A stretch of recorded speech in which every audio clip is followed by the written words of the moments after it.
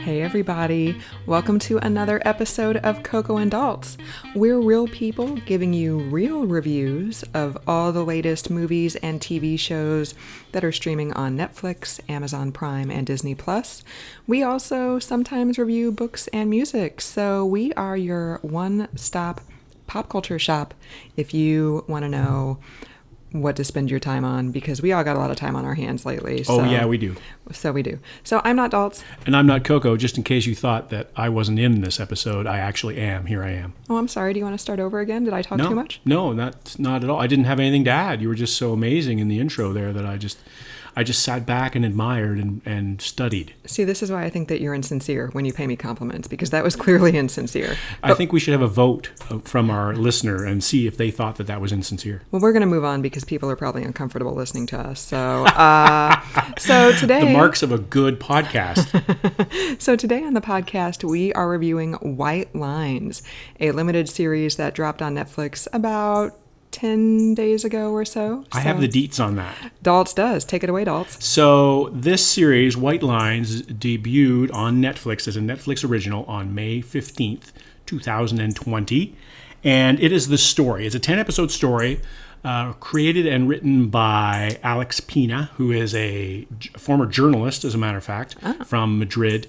He did Money Heist, which is apparently the most popular non-English language series on Netflix. See, now I got a crack research team folder in front of me and I don't have that. So I'm glad that you added that. And you have no notes in front of you because your mind is a steel trap.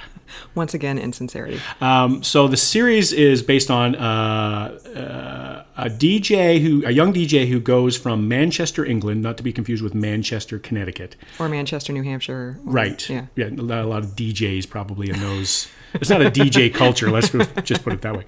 Especially in the 90s. Especially in the 90s. He goes from the 90s to Ibiza, which is this crazy island off the coast of Spain that has no rules and DJs galore, and it's known for its nightclubs. So when you Google Ibiza, what comes up is island renowned for nightlife.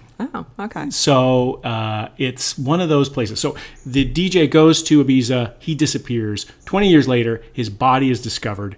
His sister, whom he is very close to, decides she's going to take it upon herself to find out who killed her brother. Because in Spain, apparently there is a statute of limitations on murder of 20 years, and the Spanish cops said they would not investigate the death because nobody could be brought to justice for it because the statute of limitations had expired a couple years earlier. So I don't want to be culturally insensitive, but WTH, Spain.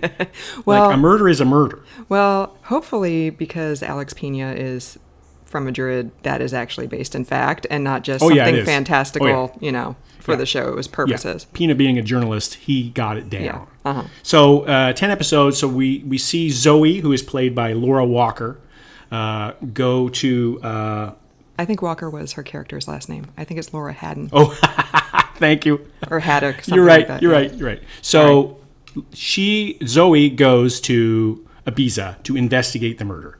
She goes originally with her husband, and much hijinks ensue involving other men and such like.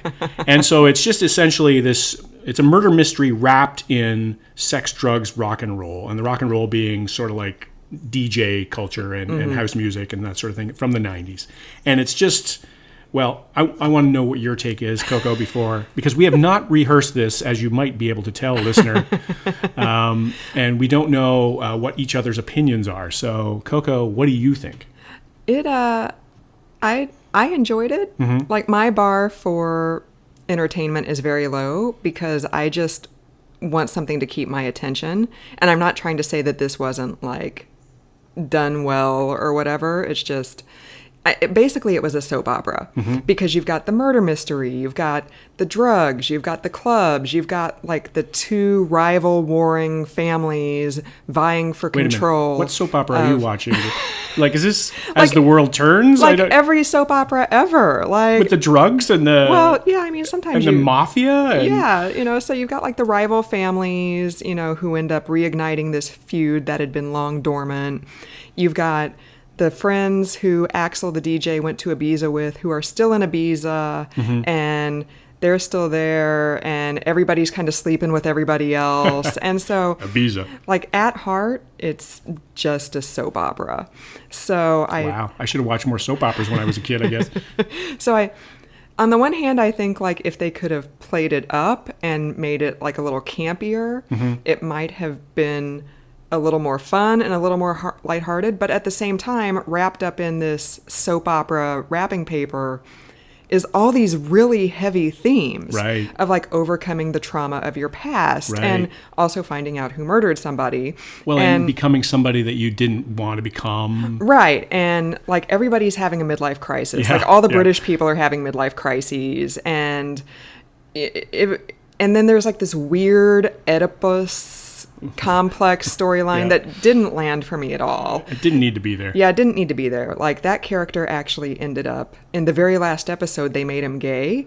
And I'm like, that would actually explain a whole lot of what he did in the previous 9 episodes if they just would have made him closeted and shown his struggle with that throughout the series instead of giving him this weird, I want to have sex with my mom storyline. Well, and plus it's Ibiza. Like how closeted do you need to be in a place like that? It's Right. Europe. I mean, Right. it's Spain. So would that even be much of an issue, I guess? Right. So it had like these competing impulses. Like it Yeah, wanted to be that's like a good this point. fun, frothy, let's show the beaches and let's show the nightlife and all these like hard-bodied people who are having orgies all over the place. But on the other hand, it's like everybody's having a midlife crisis and they're trying to overcome some kind of trauma from their past. So it was a weird like yin and yang. Yeah. Sort of. It had a real existential sort Yeah. of a questioning to it. There were a lot of what am I doing here and where am I going and Right. and the midlife crisis is exactly right. So Zoe goes there and she's having trouble. It doesn't seem like she's having trouble with her marriage, but this sort of breaks her marriage. Not to be all spoilery or anything like that. Well, you did say there were hijinks with other men and some such. Well, that doesn't necessarily break a marriage up. Sometimes Well, that's true. Sometimes it does, yeah. Sometimes it does, and sometimes it doesn't. But there are a lot of deeper issues, like you said, there, mommy issues and responsibility as an adult issues, and there were a lot of things there. The impression I got after the first couple of episodes, and it stuck with me, was this felt like a Guy Ritchie kind of knockoff. Oh, yeah. So you've got like a little bit of Snatch in there. You've got a little bit of Lock, Stock, and Smoking Barrels, I Yeah. think was his other one that was around that same time. So it had that. It wasn't as campy as that, and the characters weren't as extreme as those productions, but they were in that vein. So it was kind of like that was the British vibe. So to me, like you had the British vibe going through, and then you had the Spanish vibe. It was a collaboration between British and Spain, obviously, production companies. The British side being from The Crown, the people who did The Crown were involved with this. So there is the British element to it, and it's very visually stunning. And this is actually a very good contrast to what the shows that we've been watching previously. So we were watching Border Town. We were watching the Valhalla Murders. These were all like very monochromatic, and they were like grays and dark blues and all that sort of stuff. Right. And filtered too. There were a lot of filters on those shots of those colors. This to me was like through a yellow filter almost. It was like a yellowy brown filter. Everything was shiny. Everything like was sun-drenched. bright. And as you would expect, because you're in Ibiza, you're in this Right. beautiful Mediterranean island with beaches and lovely women and men and stuff like that. So it was very bright. But in this case, it was in stark contrast to the characters, because the characters were all very dark. Yeah. They were like the atmosphere and this landscape and everything like that was all bright and yellow, like I said, and the clothing was all bright, as you would expect for this kind of a destination. But the characters, like the Zoe, had some depression issues because she, when her brother disappeared, she spiraled down and it broke her in a lot of ways. You've got Boxer, who we haven't talked about yet, who is fantastic. Nuno Lopes, Portuguese actor. He's got a great smile. He's a very charming guy, but he is a dark dude. Like he's a killer dude. He's the fixer for this mafia family. I think it says a lot about him as an actor that he was able to take this very morally dubious character and make him sympathetic. He was my favorite character in this entire thing, and I could tell just by when he showed up on scenes that you liked him too, because you would sit up at the edge of your seat and you would like put your hands to your face and I would put my phone down and Right. be like, "Ooh, all right, Hottie's on the screen Boxer's now. Time back." How you doing, Boxer? I read a tweet that said that Boxer is the guy you want to meet when you go on holiday, but Axel is the guy you actually meet when you go on holiday. And I was like, nailed it. Yep, nailed it. Totally. And Daniel Mays as Marcus is one of the friends of the brother who stays there. He's also a DJ. He stayed on Ibiza. I thought he was really good. But he was also a very dark guy. Mm-hmm. He had the drug connections that sort of propelled a lot of the story in the beginning. Right. And Tom Rhys-Harris, who plays Axel, the brother in question, the DJ who disappears, he was to me, he looked a lot like a male Emma Stone. He had that. Oh yeah, he had that sort of demeanor, the wide eyes and the wide face, and like in an attractive way. I'm not disparaging. And he had a very open, welcoming, blonde spirit. But he was a dark dude. Like he had some serious things going on, and so there were a lot of contrast here that I was really interested in, and it was really creatively done. The writing was very well done. Mm-hmm. I've talked a lot about it. What are your impressions maybe of the characters that I've just discussed? Yeah, that was one of the things that I'm not saying that everybody has to be like shiny, happy people and I have to like everybody, but a lot of the characters as the series went on were pretty unlikable and unsympathetic. Yeah. I think the only two people who were really kind of above the fray in terms of they didn't do anything quote unquote wrong are Kika, who was Axel's like teenage girlfriend, and David, who was one of the friends who went to Ibiza, and he ended up like being a spiritual guru the yoga guy 20 years later, right? Like those two were like the most, like, I hate to put it in these terms because this isn't exactly what I mean, but like morally pure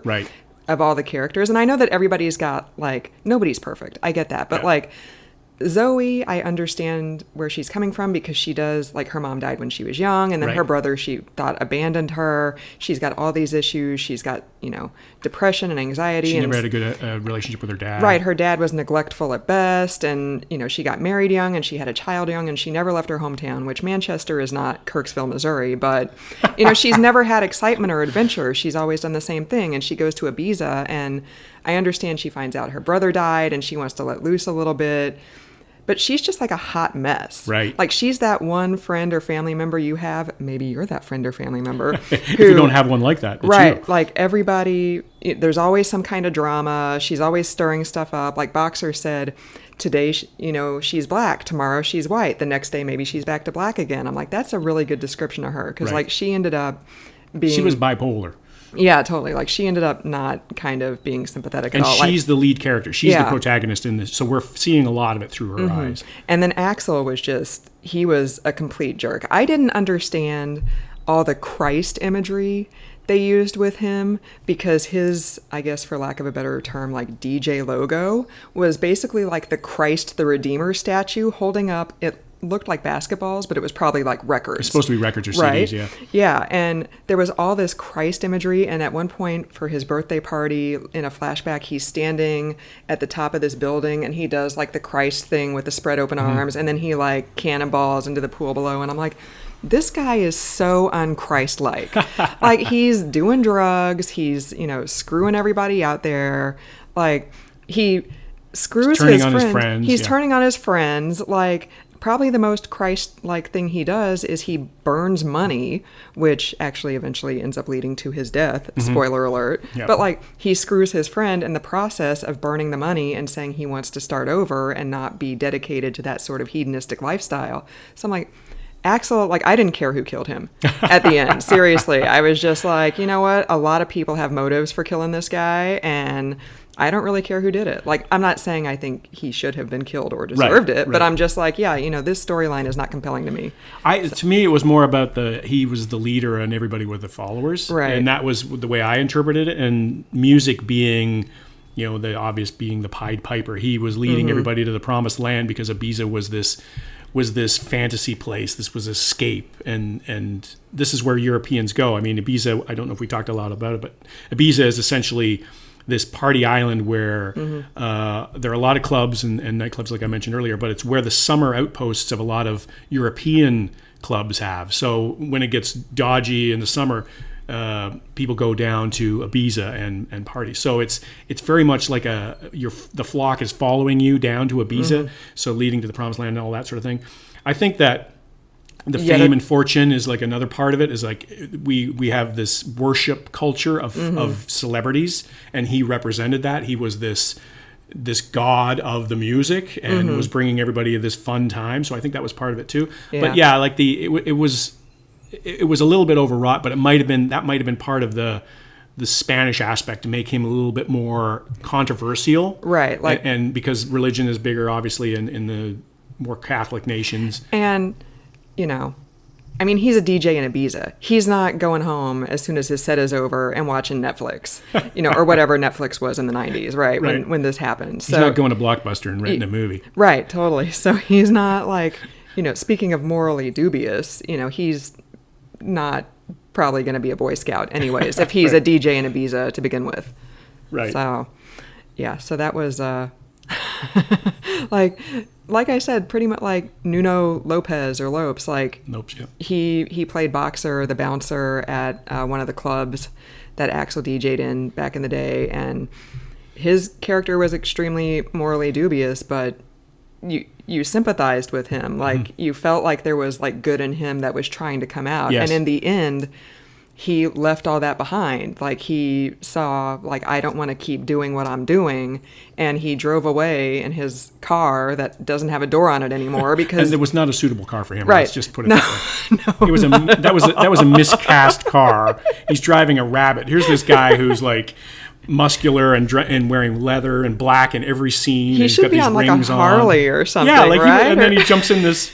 It's like, and it wasn't like a brand new Golf. It wasn't like I can understand that Volkswagen sponsored this and they put a bunch of monny into it, and he's driving a Mini or something like that. Like it was not that at all. It was just like this random. Like you said at one point, it's like, why is she driving? That's not his car, is it? Right. Like totally. it just was. It was a stark thing. It was very much a stark thing. But he was fantastic. Like I would watch. As I watched him more and more, I was engaged by him. He had a great smile, very welcoming face. He's more of a. He's a TV and movie guy in Portugal and in Spain, and he's actually won many Golden Globes in Portugal. So he's been around for a while. He's 42 years old, been a great actor over there. But I would see him in something else. Right. So I was doing a little bit of Googling when we finished up the series, and I don't think it's set that season 2 is going to happen, but there's talk because this has been like a hugely popular thing. Yep.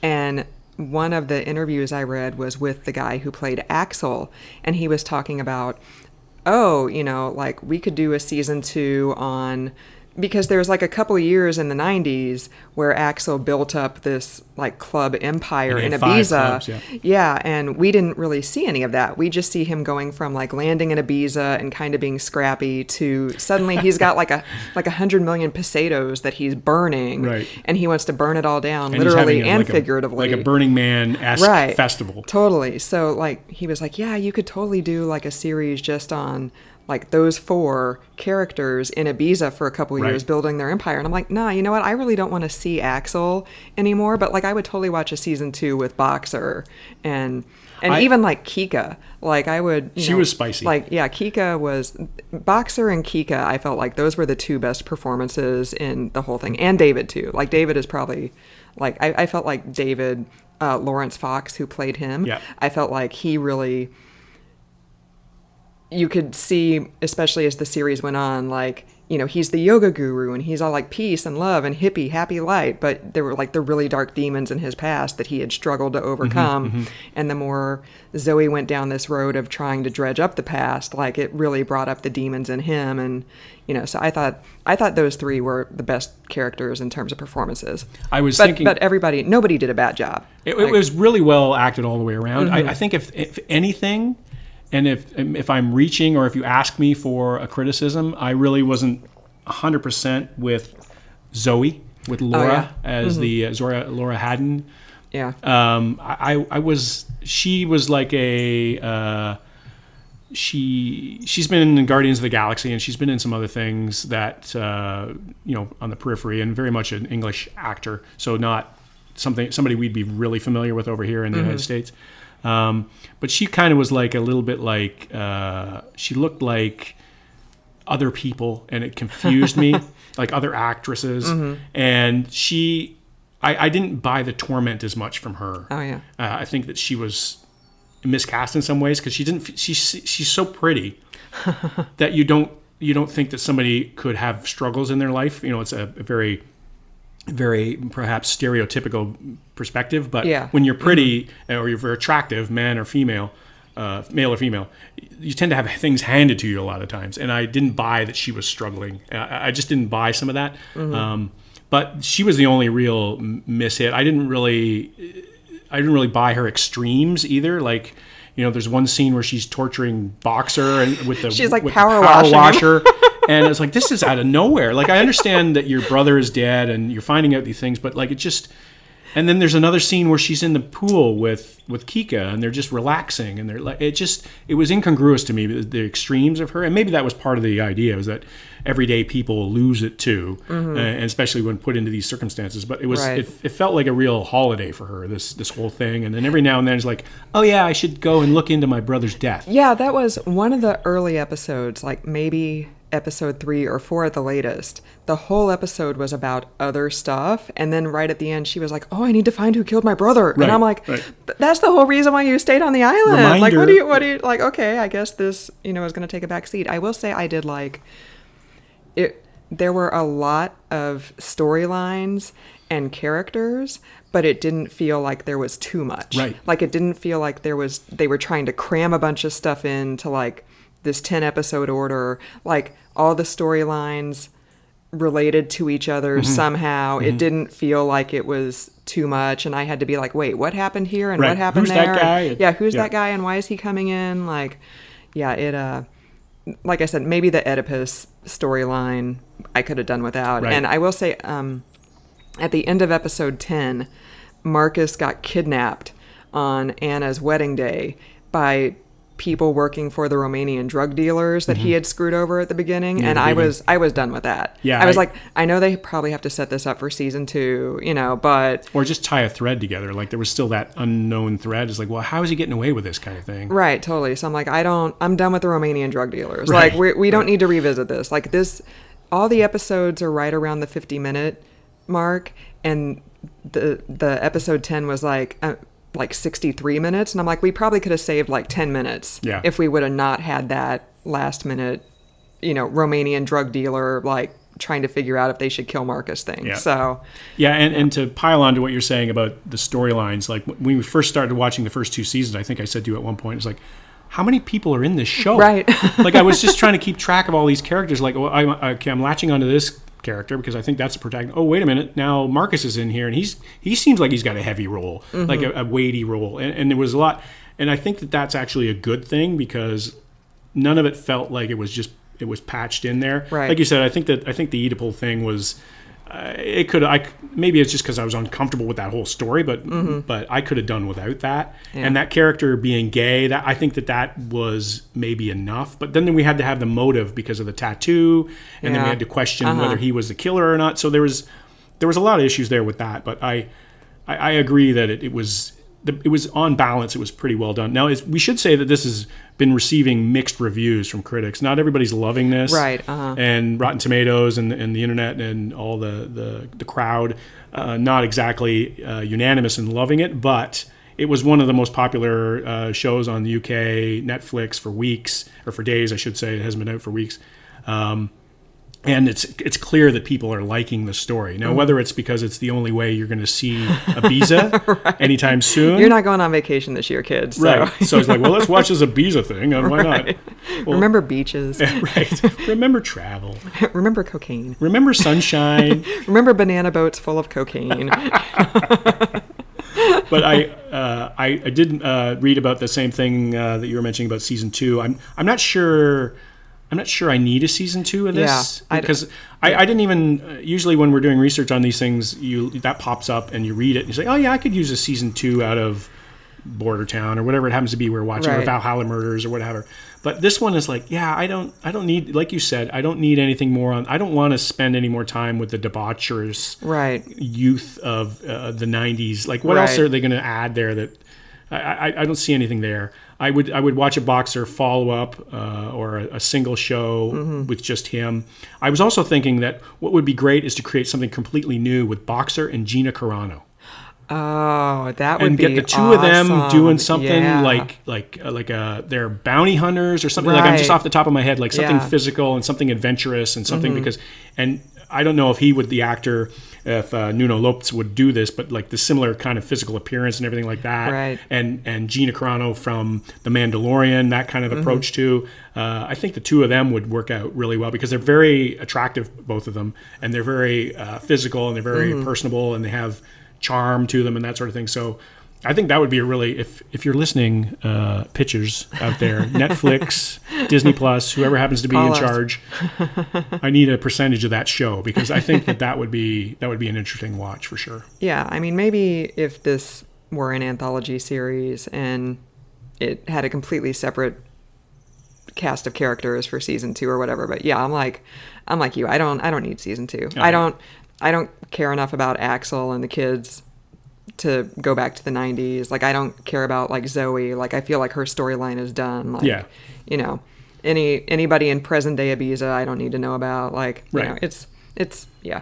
And also I'm the good. novelty is gone for me. Is like I didn't know anything about Ibiza before we watched this show. Really? I'd never been there. I'd heard about it yeah. as something, but you know, sort of like the south of France or whatever. It's like, oh yeah, I Right. know it's a thing, but I've never been there and I don't know much about it. But now I know about Ibiza and I don't need to go back there. Like it's what Right. other depth am I going to learn about Ibiza in a second season that I didn't learn in the first season? Right. Whereas sort of contrast to what we were talking about with the Criminal series, which we did a podcast earlier about, is that we were learning about the different countries every time, which I thought that was very interesting. So if they take this on the road, maybe they go back to Manchester, and because I've Right. never really seen anything about Manchester, England, not Manchester, Connecticut, or Manchester, New Hampshire, and or Manchester, Missouri. right, there's probably a Manchester at every state. There probably it's like is. Springfield, Like a right? Springfield, yeah. But if there was some way to do that, like, you know, Boxer goes back with Zoe and they start a family in Manchester and her daughter's there and the dad. And Oh, goodness. You know what I mean? Like, and the fish out of water is reversed, right? So Yeah. Boxer's in England. And how does that work? Like, maybe something like that.